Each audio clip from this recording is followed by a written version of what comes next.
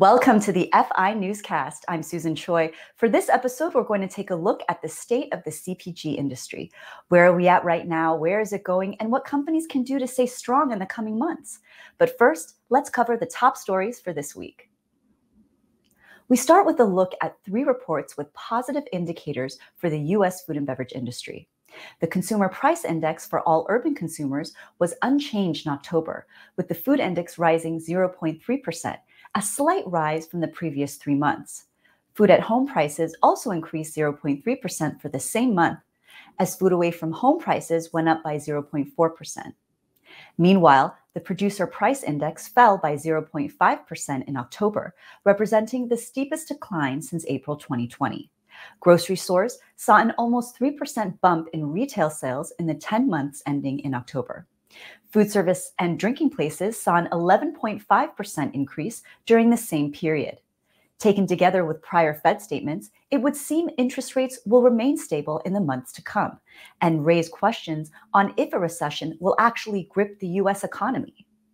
Over in M&A news, J.M. Smucker is taking its acquisitions and going big on strategy.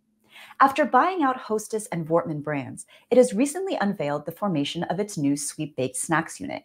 This new group will include the aforementioned brands. Former Chief Growth Officer for Hostess, Dan O'Leary, will now take on the title of Senior VP and General Manager of the new sector for Smucker. The company just completed the multi-billion-dollar acquisition of Hostess earlier this month. TikTok is upping its game when it comes to retail. The Wall Street Journal reports that the booming social media platform is starting to oversee various logistical steps in the shipping and delivery of products sold on its app. The idea is to further popularize shopping on TikTok by perfecting product fulfillment and delivery. The app has now grown to 150 million users in the US, but challenges still remain for TikTok, as US officials have declared the app to be a security risk and have been threatening a domestic ban. Things are apparently heating up in bakeries across the country, no pun intended. Circana reports that sales in baked goods are outperforming sales in total food, having grown by 12.2%. And in particular, donuts have been coming out on top. Innovation is the name of the game, with various companies coming out with new flavor combinations. According to a survey by Taste Tomorrow, 58% of consumers want to try new taste combos. Those surveyed especially gravitated towards sour flavors like lemon or blood orange. Consumers also expressed a desire for convenience when buying baked goods. And it sounds like 2 big names in QSR may be taking that bakery data to heart. In its recent Q3 earnings call, Krispy Kreme announced that they are in, quote, advanced discussions with McDonald's to expand their relationship. Case in point, the burger giant has been testing sales of 3 different Krispy Kreme donuts at 9 McDonald's stores in Kentucky.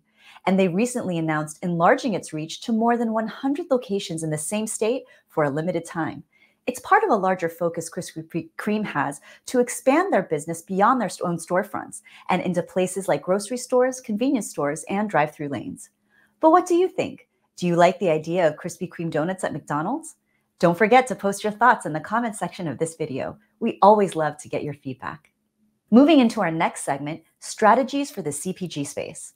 According to industry experts, the CPG sector is going through a renaissance period, seeing more product innovation than ever before. But this new explosion is also coming at an economically challenging time, and things aren't going to get any better in the foreseeable future. How does one navigate through these financially choppy waters and still come out on top? That's what I asked 3 CPG industry insiders, and I got some pretty insightful responses. Let's take a look. VC funding. That's obviously been a big area of concern for a lot of companies, even outside food and beverage. Absolutely. This year in 2023, going to continue to be an issue that people are going to look at in 2024. Tell me, Greg, what can companies do to best position themselves when it comes to funding, when it comes to wanting to be financially sustainable in 2024? That's really topic number 1 today. You know, money has gotten very expensive. Everyone knows interest rates have risen dramatically. And when money costs more, it's harder to find it and harder to get it. And that's what everyone's experiencing. So I think it's twofold to answer your question. One is, if you already have investors, is to lean in heavily to your existing investors, communicate with them better and more honestly than you ever have before. They're going to be your number 1 source for additional funding, as opposed to going outside and trying to attract new. And if you're a younger company that doesn't yet have investors, you're going to want to position yourself, kind of like I said earlier, really deep. Like you've got a real purpose and mission to your business, and it resonates with your customers. You've beyond proven your concept. You've shown that you have a real business that can have legs if it can get fueled by some venture capital. I want to ask you, I want to get right into it. Okay. Brad, you have had an illustrious career, so much experience in things like brand strategy development, business. You also have experience helping to turn companies around. I want to ask you, what advice would you give to people out there watching, leaders, investors who want to turn around their own struggling companies? Don't get yourself in the pickle that you have to turn it around, probably. No, look, sometimes you're just thrown in situations, and turnarounds are a wonderful opportunity to recalibrate and really set the company that has a lot of potential, but put it on the right train tracks to success. I think the advice is, or the inclination is that things can be turned around quickly. It always takes longer than you think. How successful you can be, it's measured in small steps. It's not big leaps. It's very, very difficult. And so I think the mindset that this is going to be a grind, but it is possible. There is potential, and companies do turn corners. And then once you have momentum, it's a powerful, powerful force. So I think small steps lead to bigger purpose. Focus on the things you can control as opposed to the things that are out there that are just mind-blowingly awesome, both in a positive and a negative way. And then take people along with you in your journey. Be transparent, be authentic, be diligent, be determined, and never give up. Just never, ever, ever give up. I really resonate with what you just said, never giving up, relentlessness, right? Yeah. Exactly. Anouck, let's talk about Belgian Boys, your line of sweet treats, mini pancakes, crepes, cookies, you do it all. And you tell me, how do you differentiate yourself from the competition? What's your strategy there? I think we first of all focus on the consumer, okay? Our consumer is everything for us. Our mission as a brand is to spark moments of joy, because in this world, this mission is even more important. And what we can be best at in the world is making those European foods mainstream.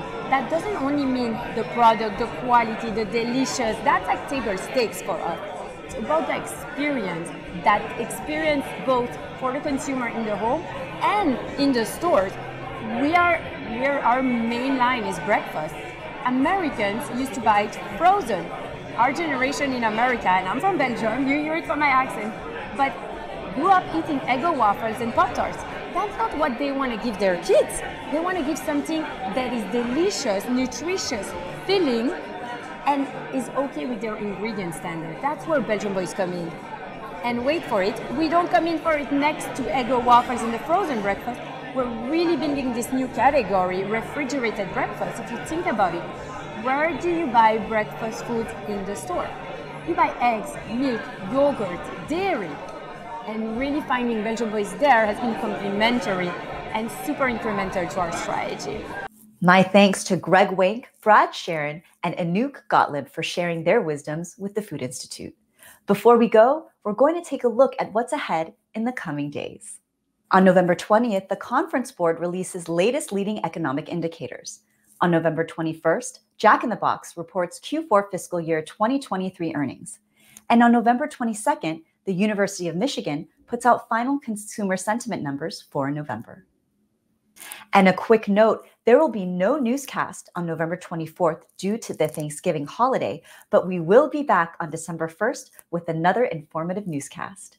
And don't forget, you can check out all the great content that we've done by clicking on this playlist. Till next time, I'm Susan Choi. Take care and have a great Thanksgiving.